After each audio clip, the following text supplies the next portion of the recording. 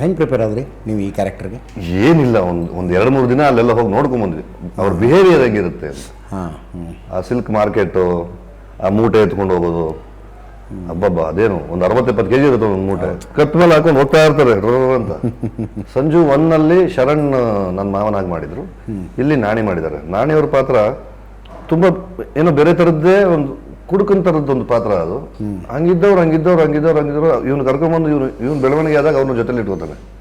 ಕೊನೆಗೆ ಆ ಪಾತ್ರ ಒಂದು ಈ ಸಿನಿಮಾ ರೌಂಡ್ ಅಪ್ ಮಾಡೋ ಪಾತ್ರ ಅದು. ಓಕೆ. ಎಷ್ಟು ಅದ್ಭುತವಾಗಿ ಮಾಡಿದ್ದಾರೆ ನಾಣಿ ಅಂದ್ರೆ, ಮನಸ್ಸು ಊರೇಗೊಳ್ತಾರೆ.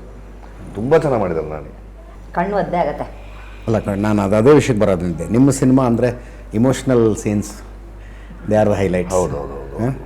ಒಂದು ಪ್ರೀತಿ, ಒಂದು ಆತ್ಮೀಯತೆ, ಒಂದು family values, emotions, and songs will add to it. ಹಾಡುಗಳು ಚೆನ್ನಾಗಿರುತ್ತೆ. ಆಮೇಲೆ ನಾಗಶೇಖರ್ ಸಿನಿಮಾಗಳಲ್ಲಿ ನಿಮ್ಗೆ ಯಾವತ್ತೂ ವಲ್ಗಾರಿಟಿ ಇಲ್ಲ, ಬ್ಲಡ್ ಶೇಡ್ ಇರಲ್ಲ. ಓಕೆ. ಪ್ರೇಮ ಕಥೆಗಳೇ ಜಾಸ್ತಿ. ಅದರಲ್ಲೂ ಪ್ಯಾಥೋ ಅಂಡ್ಗೆ ಕಣ್ಣೀರಾಚೆ ಕಳ್ಸೋದು ಹೊರಗಡೆಗೆ. ಅದ್ರ ಮಧ್ಯೆ ಒಂದಷ್ಟು ಒಳ್ಳೆ ಮುದ ಕೊಡುವಂಥ ಹಾಡುಗಳು, ಕಣ್ಣಿಗೆ ಮುದ ಕೊಡುವಂಥ ಒಂದಷ್ಟು ದೃಶ್ಯಗಳು, ಆ ವೈಭವ ಅಂತೂ ಇದ್ದೇ ಇರುತ್ತೆ.